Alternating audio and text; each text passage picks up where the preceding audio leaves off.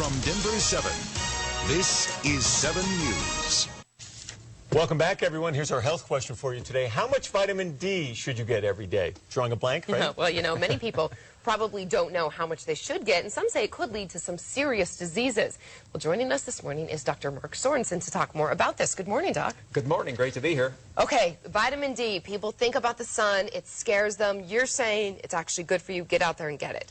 Absolutely. One of the biggest myths is that we get too much melanoma if we get out in the sun. The fact is that people that work outdoors regularly have 1/3 fewer melanomas than people that work inside. Basically, melanoma is a disease of indoor sedentary office workers. It's not a disease of people that go outdoors. If you burn, there's a little difference there. Burning can increase the rate of melanoma slightly, but otherwise, no. Melanoma goes down with regular sunlight exposure. The only people that might be at a slightly increased rate would be those people who can't tan, blue-eyed, very blonde, very light skin that don't tan. Other than that, all people actually reduce the rate of melanoma.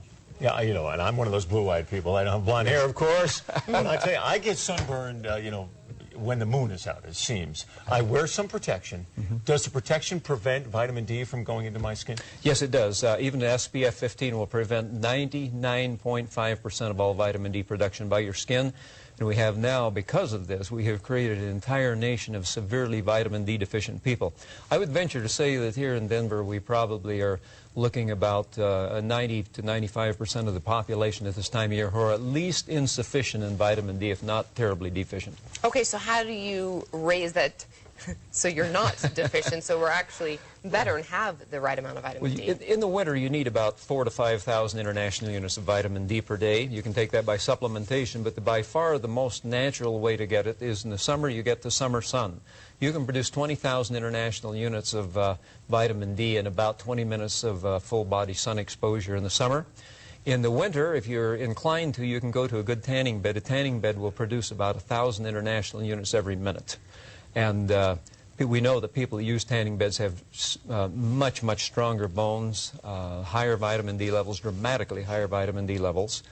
And again, the tanning bed has also been much maligned. You have to be careful. You cannot burn. That's the key there. Yeah, I mean, obviously what you're saying is controversial because a lot of people say, hey, tanning beds are bad. The sun, too much sun exposure can be very dangerous. What do you say to those critics like that? What do you say to people who say, you know, Dr. Sorenson, he's on the edge here? Well, I have to fight this all the time. In my book, there are 800 medical scientific references. I don't say anything without backing up with research. And here are the facts. We know that women who get out in the sunlight regularly and actually seek the sun have about a 65% reduced rate of ever getting a breast cancer. You know, I don't want to make light of it, but even if it did cause melanoma, where do you want to bet? Melanoma doesn't kill very many people compared to breast cancer. Men who sunbathe regularly have about an 80% reduced chance, up to an 80% reduced chance of ever getting a prostate cancer. There are 20 major cancers that are reduced.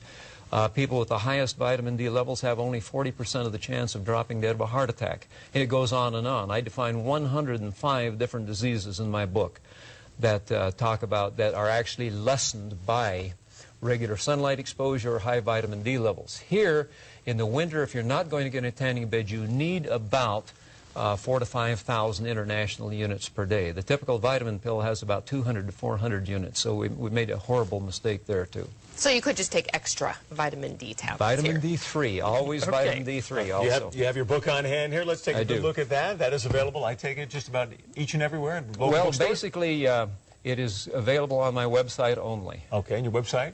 VitaminDdoc.com. Dr. Marc Sorenson, thank you very much. And, of course, if you'd like more information about vitamin D and Dr. Sorenson's theories, you can simply log on to thedenverchannel.com. When you get there, click on that big red TV button. Doctor, thank you very much. Great to be here. Thank you. And still to come here on 7 News on Saturday morning, special visit.